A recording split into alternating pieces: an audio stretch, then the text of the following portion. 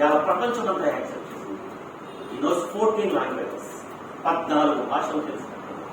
14 భాషలు మనం మాట్లాడతాం. చాలా మంది మాట్లాడేటట్టు ఆ భాషలన్నింటినీ కూడా తన చేతి రాకతో రాయగలిగినటువంటి సామర్థ్యం కలిగినటువంటి ఏకైక హ్యూమన్ ప్రపంచంలో డాక్టర్ గారు.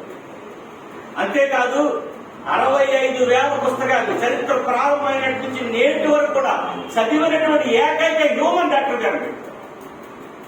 ఎప్పటి వరకు అంతకు నుంచి ఎవరైనా చదవాలని చెప్పుకుంటే అది అతిశయోక్తి అవుతుంది, అది వాస్తవం కాదు. అంబేద్కర్ మాత్రమే చదువు. అంత పరిజ్ఞానాన్ని ఆయన సముపార్జన చేసుకున్నాడు. ఈ ప్రపంచాన్ని అధ్యయనం చేశాడు కాదు, ఆయనకి తెలిసిన దాన్ని బట్టి అధ్యయనం చేశాడు కాదు. భారతదేశం విధి విధానాన్ని ప్రశ్నించదలుచుకున్నాడు.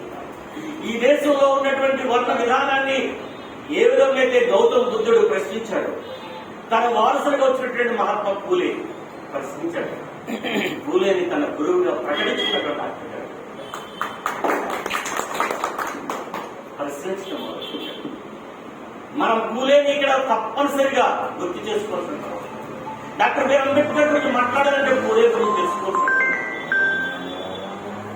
గులాంగిరి అనేటటువంటి పుస్తకాన్ని చదవకపోయినట్లయితే పూలే మనకు అర్థం కాదు. పూలే ఒక శూద్ర కులంలో పుట్టినటువంటి 300 ఎకరాల భూస్వామి. 300 ఎకరాల భూస్వామి. అంతటి భూస్వామి అయినటువంటి పూలే ఒక చెక్క బదులు పూలు అమ్ముకునేటటువంటి ఒక కుటుంబంలో శూద్రుడిగా కొనియాడబడి ఒక బ్రాహ్మణులు పెళ్లికి వెళ్ళినట్లయితే అక్కడ ఆయనకు అవమానం జరుగుతుంది. ఆ అవమానాన్ని ప్రశ్నించడం మొదలుపెట్టాడు.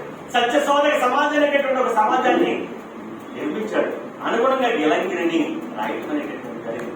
వాస్తవం సత్యశోధన అంటే వాస్తవం ఏంటనేటటువంటి ప్రశ్నించుకుంటూ పోయాడు. తన శిష్యుడిని ప్రశ్నించిన సమాజం ప్రశ్నించడం, అది చదివితే ఈ దేశంలో శూద్ర జనాంగం అది